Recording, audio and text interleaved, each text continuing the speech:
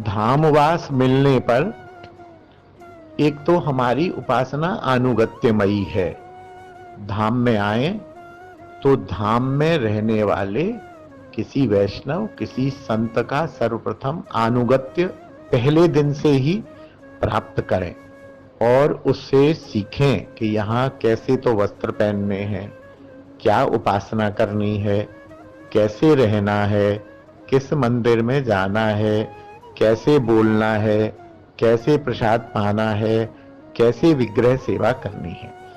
और धाम प्राप्ति पर 4 बातें कही गई हैं। धाम में रहते हुए एक तो श्री विग्रह सेवा करें प्राणपण से, ये मानकर कि ये जो मेरे श्री विग्रह हैं ये साक्षात ठाकुर हैं। उनको सुबह उठाना, गर्मी में ठंडा जल, सर्दी में गर्म जल, प्रसाद, भोजन, ये समझें कि ये मेरे ठाकुर हैं, मैंने इनको बड़े यत्न से बुलाया है, ये बड़ी कृपा करके मेरे घर में बैठे हैं, तो इनके भोजन की, पोशाक की, आरती की, उत्थापन की, सेवा की, राग की, भोग की, सब श्री विग्रह सेवा में अपना प्राण दे दे। दूसरा काम करना है नाम संकीर्तन या नाम का आश्रय।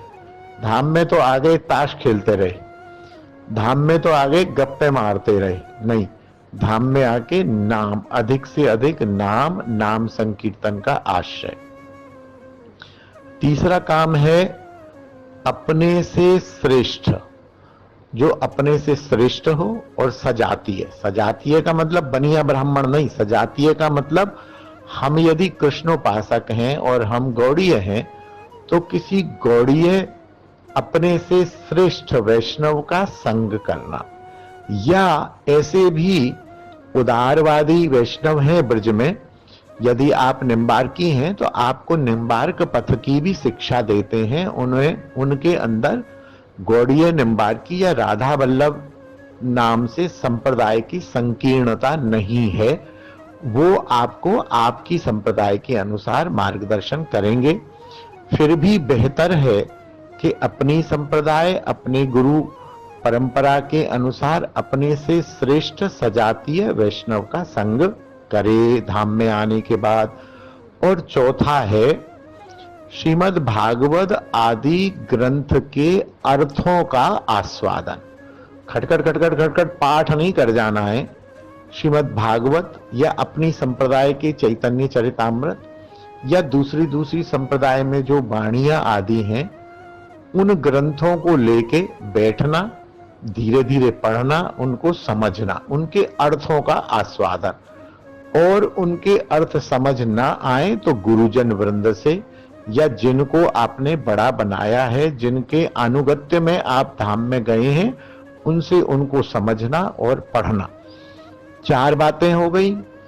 पहला सजातीय श्रेष्ठ वैष्णव का संग, दूसरा श्रीमद् भागवत आदि पौराणिक ग्रंथों के अर्थों का आस्वादन, तीसरा नाम संकीर्तन, नाम जप, चौथा घर में विराजमान विग्रह सेवा और पांचवा धामवास, धाम में रहते हुए धाम की रीति अनुसार मंदिर आदि के यदा कदा दर्शन करना।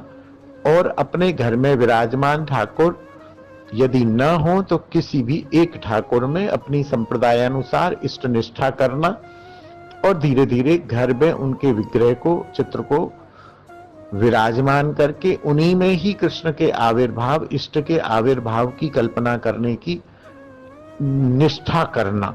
ये धाम में आने के बाद करना है, न कि धाम में आने के बाद भागा दौड़ी, इधर के दर्शन, उधर के मंगला, उधर के ये, इधर का नाटक, उधर का नाटक, वहां यहाँ भाग दौड़, आलोचना, ब्रजवासियों की आलोचना, तेरी मेरी, राग द्वेष, निंदा स्तुति, चटर पटर, खाने पर केंद्रित, साधु सेवा करवाना, उसमें ये बनवाना, वो बनवाना, पकौड़े बनवाना, खाना पीना, मस्ती करना, गाड़ी उठा के भाग जाना।